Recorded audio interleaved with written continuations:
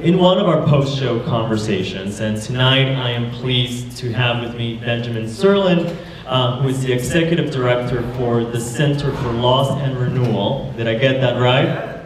And I'm going to read a little bit of his bio, and then we're going to get into a conversation, and then open it up for some of your questions. I hope you have some questions, some ideas that have been sparked up by tonight's performance.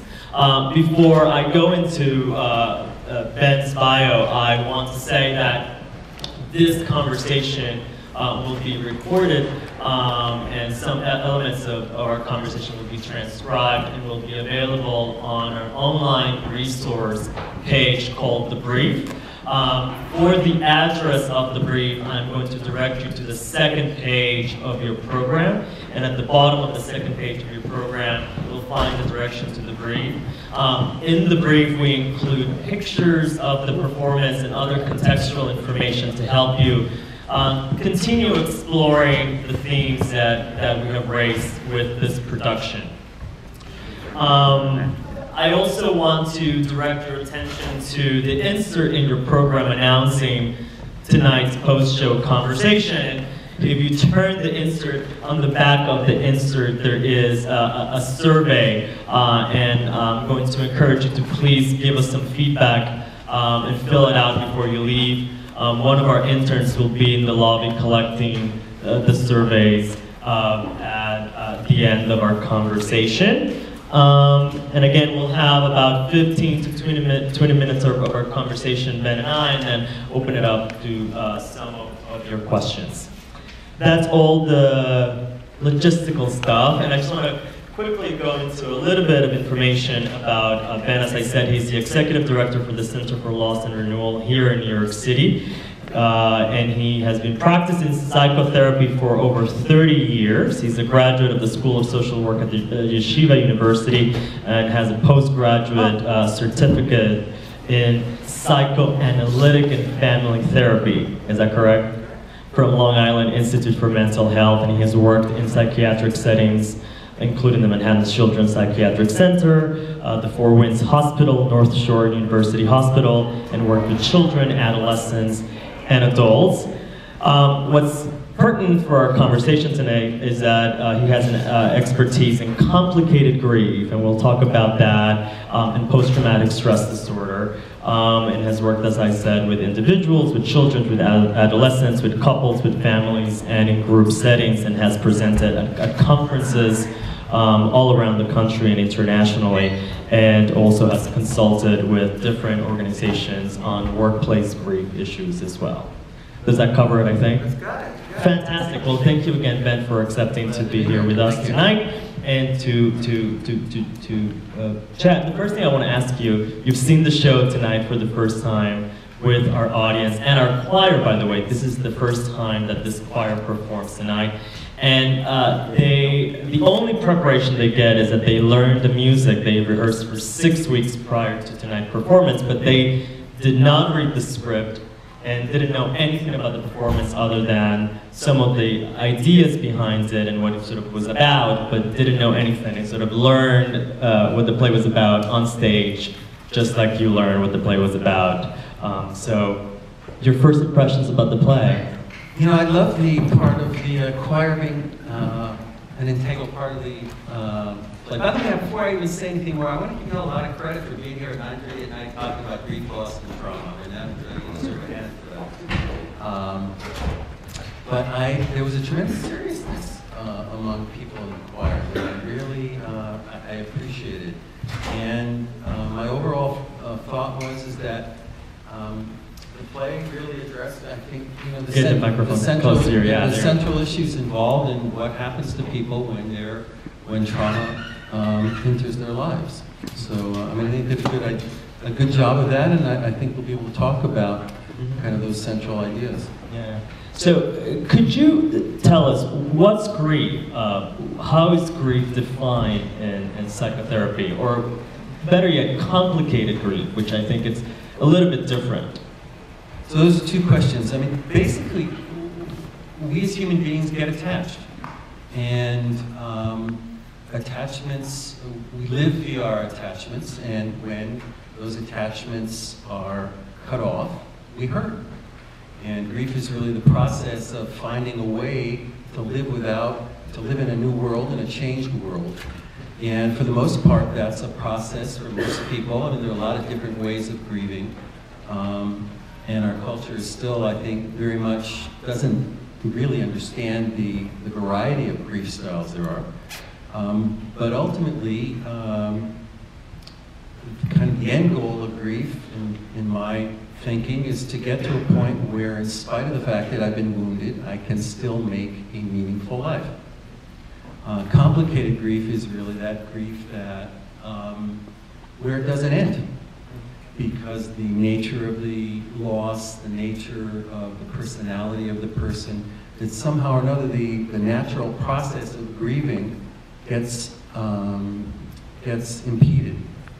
And pretty much what happens is that there's a whole process of fixation and avoidance, but the process really of having grief on a certain level is in my way of thinking about personally, and having had quite a few losses in my own life and in the hundreds of people that I've worked with, is really on some level for the person, the image of the person you work with, to kind of move from your head into your heart. Mm-hmm. And that process doesn't really happen in someone who's dealing in complicated grief. Maybe some of you saw there was an article in the Times, I guess it was last week, about the phenomenon of complicated grief, and some of the work by Catherine Shear. From Columbia, she's a doctor at Columbia. And has developed a whole protocol that we actually use for treatment of complicated grief. Yeah. And thinking about this play, and Claire, the character of the center, she's certainly not your patient. She's not undergoing treatment, and I'm sort of not going to ask you to diagnose her. But would you say that this character in this play is experiencing what some people might describe as a form of complicated grief, or certainly a grief that seems to be all-encompassing and sort of changing her relationships, or her approach to life? I would say it's more than that. You know, there's really what I think Claire's going through is what we might call traumatic grief. That there's an overlay of trauma in addition to the fact that, and in fact, I think really it's the trauma that's put out here. We don't really know so much about, we don't really learn too much in the play about Claire's relationships and people she's actually mourning. What we really see is a person who's been traumatized. And maybe I could say just a couple words about trauma. Please, yeah. And how I see what Claire's going through. Trauma is really about, let me take one step back. Most of us as human beings live with an illusion of invulnerability. For the most part, we think that good stuff is going to happen to us. That's our basic assumption about life. I'm sitting up here with you, Alex, and I am imagining I'm going to have a conversation with you, you're going to respect me, we're going to talk, I'm going to go home. If all of a sudden, in the midst of this conversation, you were to take out a knife or a gun and threaten me, right? My assumption about what's going to happen tonight would be totally rocked, okay? And basically, that's what happens in this kind of trauma, in a mass shooting, is that those assumptions that we hold, most healthy people, right, kind of human general assumptions about life are that the world is benevolent, right? It's basically, people are basically kind and considerate. Most of us, quote, healthy people, assume that the world is a meaningful place in the sense that if you do the right things, you're going to be okay, right? You take your vitamins, you eat a good, healthy diet, you're never going to get cancer, right? Good things that basically we think in a way that kind of a cause and effect. If we do the right thing, things will be okay. And the third basic assumption that most people have is that as an individual, I'm a worthy person. All three of those assumptions in Claire's life are shattered. Okay? The world is not benevolent. Somebody comes in and shoots up 77 kids. The fact that she's a priest or a pastor who's dedicated her life towards helping people, towards engaging people, towards bringing people in, right? Doesn't matter. Bad stuff still happened. Her own worthiness, her own contribution to the world didn't make any difference. It didn't stop it. So Claire is really in a place of, doesn't have the emotional vessels, the tools to kind of get that. And so she's on the outside, right? I mean, I think, you know, the way the play ended is they end up singing "We're All In Here." But for the most of the part, most of the play, Claire's out there. That's exactly what trauma is you've been placed outside the normal scheme, and it's very hard to kind of feel like you're in there. A lot of the play, in particular her conversations with her partner Katrina, Katrina doesn't seem to know how to deal with Claire, right? She doesn't, and that's in preparation for my conversation with you. One of the things that I read, interestingly enough, and tell me if this is correct, that in the world of grief, I read it around grief, not necessarily around trauma, that research has found that women are more prone to issues of complicated grief.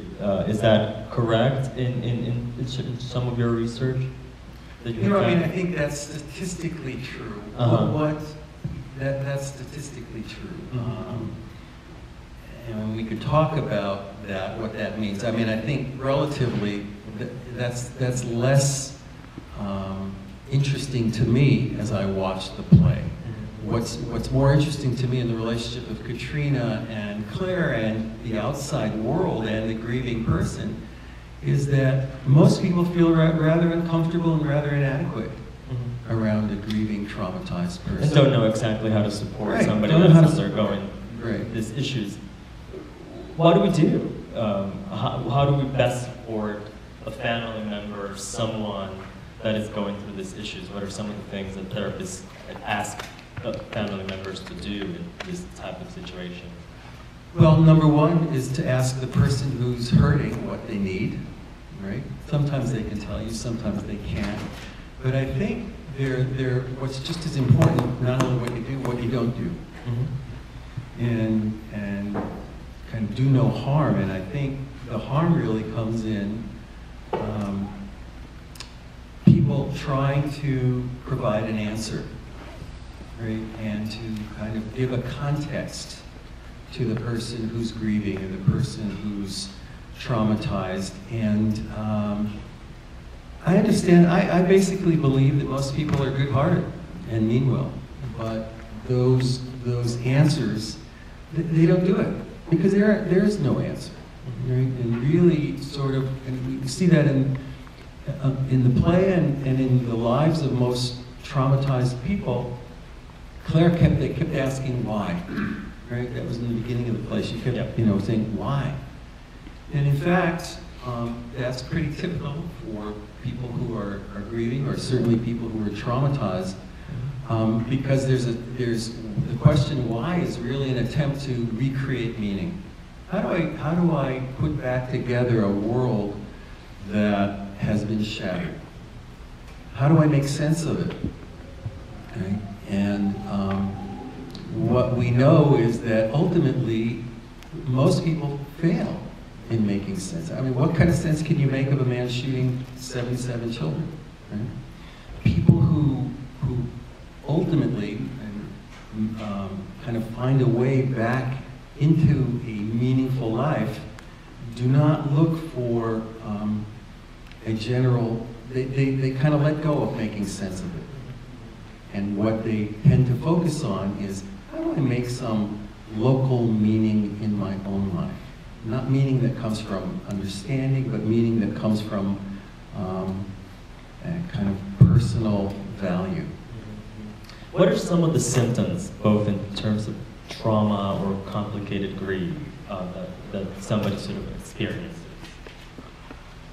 You know, very often people who are traumatized kind of move back and forth from symptoms of numbing, avoidance, swing through symptoms of intrusion, where there's a lot of, where the memories come back, where there are flashbacks. People go to sleep thinking about what happened to them. They wake up thinking about it. Certainly all the, grief and loss affect us in every way we are as human beings. It affects us physically, it affects us cognitively, it affects us socially. We withdraw, some people withdraw.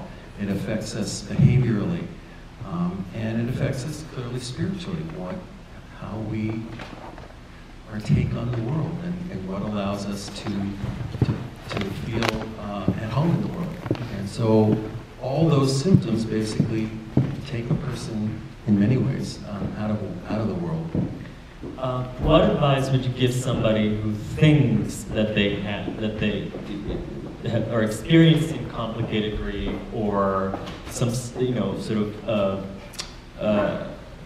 have experienced some trauma and are dealing with the effects of that in their lives?